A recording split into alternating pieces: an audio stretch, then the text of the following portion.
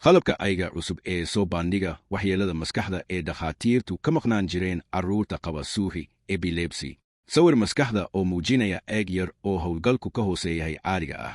Qalabka sirdoonka macmalka ah oo soo saari kara qalloocyo yaryar oo maskaxda ah oo aan si fudud loo arki karin carruurta qaba suuxi wuxuu gacan ka geysan karaa in bukaanadu si dhaqso leh u helaan qallin-jarrida nolosha bedeli karta, ayay cilmi-baarayaal Australian ah sheegeen Arbacadii. Haddii aad rabto warbixintan oo kale fadlan guji subscribe si aad u hesho warbixina intaan ka wadan ha iloobin inaad nagu soo biirto mahadsani.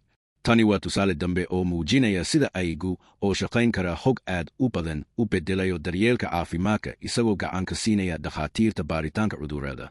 Suuxigu wuxuu leeyahay sababo kala duwan, guud ahaana 3 qof oo 10 ka mid ah ayaa sabab u ah qalloocyo qaab dhismeed oo maskaxda ah, ayay khubaradu sheegaan.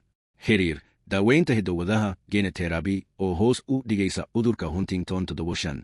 Kuwan badanaa waa laga baaqaa sawirada mriga, gaar ahaan waxyeelada ugu yaryar, mararka qaarkood ku qarsoon meelaha hoose ee laalaabka maskaxda. Koox uu hogaaminayay Macdonald-Laurs oo ah dhakhaatiir carruureed oo maskaxda ku takhasustay ee ku sugan isbitaalka carruurta ee Royal ee Melbourne ayaa tababartay qalabka ayga iyagoo isticmaalaya sawirada maskaxda carruurta si ay u helaan waxyeelada cabbirkoodu yahay cabbirka canabka ama ka yar. Inta badan waa laga baaqaa, carruur badanna looma tixgeliyo inay yihiin musharaxiin qallin-jarrid, ayay Macdonald-Laurs ku sheegtay kulan warbaahinta ka hor daabacaada daraasada kooxdeeda ee joornaalka Epilepsia. Qalabku beddelka uma aha dhakhaatiirta raajiyo sawirada ama dhakhaatiirta suuxiga, laakiin waa sida dambi-baarahaas oo kale oo naga caawinaya inaan si dhaqso leh u ururno qaybaha halxiraale si aan ugu soo bandhigno qallin-jarrid nolol u beddeli karta, ayay sheegtay. Sawirada tusaale ah oo 2 bukaan oo ku jiray kooxda tababarka oo leh waxyeello maskaxda ah oo aan laga soo sheegin mrigii ugu horreeyey. Bukaanada ka qayb galay oo qaba xaalado loo yaqaan tortical dysplasia iyo suuxi xadidan 7% waxay markii hore haysteen sawir mri ah oo caadi ahaan soo laabtay. Markii cilmi-baarayaashu isticmaaleen qalabka ayga si ay u falanqeeyaan labadaba mri iyo nood kale oo baaritaan caafimaad ah oo la yidhaahdo bet, guushooda ayaa ahaa 9% koox imtixaan ah iyo 9% mid kale. 7 carruur oo ka mid ah kooxdii ugu horreysay, 2 ayaa qaatay qallin-jarrid si ay u saaraan waxyeelada maskaxdooda, 1 hadda waa kuwa aan suuxi haysan, ayay sheegtay kooxda Macdonald-Laurs ee Machadka Cilmi-baarista Carruurta Murdor. Qorshooyinkayaga xiga waa inaan baarno baahahaas nolosha dhabta ah ee isbitaalada ee bukaanada cusub ee aan la ogayn cudurkooda, ayay sheegtay.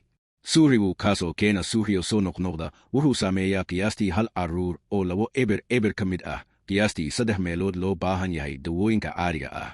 Shaqadan waa mid aad u xiiso badan oo ah caddaynta fikradda iyo natiijooyinkuna waa kuwo aad u cajiib ah, ayuu yidhi Conrad Wextill oo ah khabiir xisaabinta daryeelka caafimaadka ee King's College London. Cilmi baaris la mid ah oo la daabacay bishii Febraayo oo ay samaysay koox kal ah oo adeegsanaysa ayga xogta mriga ayaa soo bandhigtay 4% waxyeelada maskaxda ee suuxiga la xiriira oo ay dhakhaatiirta raajiyo sawirada ka maqnaayeen. Cilmi-baarayaasha Australiyaanka ah waxay isticmaaleen mri iyo bet, laakiin faragelino qaarkood ayaa in bet ay tahay mid qaali ah. Sidii mriga looma heli karo meel kasta, waxaana jira qiyaas shucaac ah sida sawirka ama raajiyo sawirka ee ku xiran, ayuu shaaca ka qaaday Wextill.